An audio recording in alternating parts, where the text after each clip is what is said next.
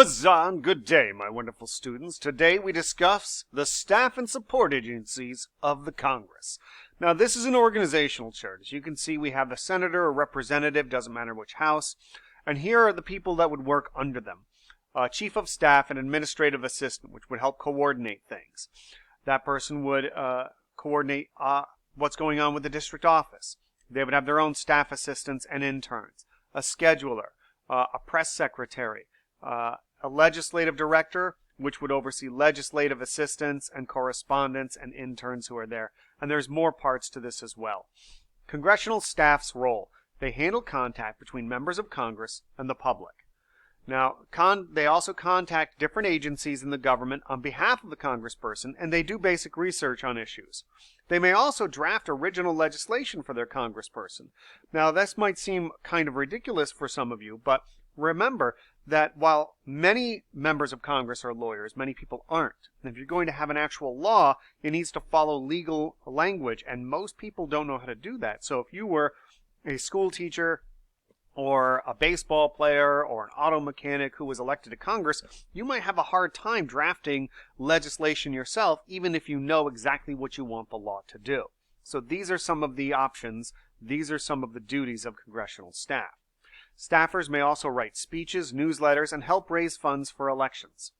Now, congressional staff growth. Originally, members had no staff at all. Or if they did have staff, they paid for it out of their own money. Now, all of this changed in 1946 with the Legislative Reorganization Act. By 1947, Congress employed 2,000 personal staff members, and by 1990, Congress employed more than 11,500 staff. As you can see here from the graph, staff members of the House and Senate between 1891 and 2000, you see it's very low, and then it spikes after 1946, and, well, obviously gets very high. Now, personal staff. This includes administrative assistants. Administrative assistants supervise the lawmaker's schedule and give advice on political matters. They also deal with important people from the lawmaker's state who may influence the lawmaker's election. Legislative assistants. They do research, they draft bills, and they make certain the lawmaker is informed about the bills they must deal with. Legislative assistants also assist lawmakers in committee meetings and attend meetings when the lawmaker cannot be there. They also write speeches or questions even for the lawmaker to ask during debate or discussion. Caseworkers handle requests from people in the lawmaker's state or district. Now, the committee staff. Committee staffers draft bills, they study issues, they write memos, and prepare reports. And some people believe, as a result of everything I've just told you, that staffers have too much power because they have so much influence in writing laws, even though they've never actually been elected. Other people say that these are necessary experts who only collect information and develop alternatives for lawmakers and help the lawmakers get their agenda rolling. Support agencies. The Library of Congress is pictured here.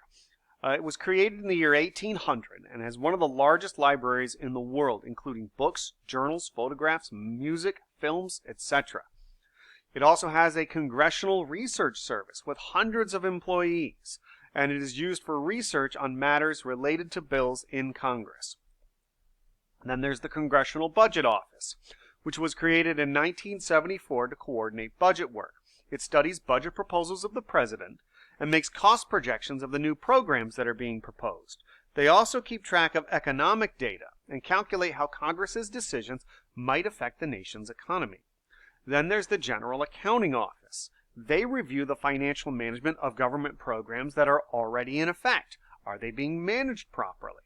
They also answer requests from lawmakers about specific government programs, such as how much do they spend on this? What are we getting for that amount of money? And then there's the Government Printing Office.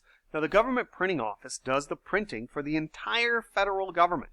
They print the Congressional Record, which is like a newspaper almost, that details the bills and the speeches introduced into both houses of Congress every day.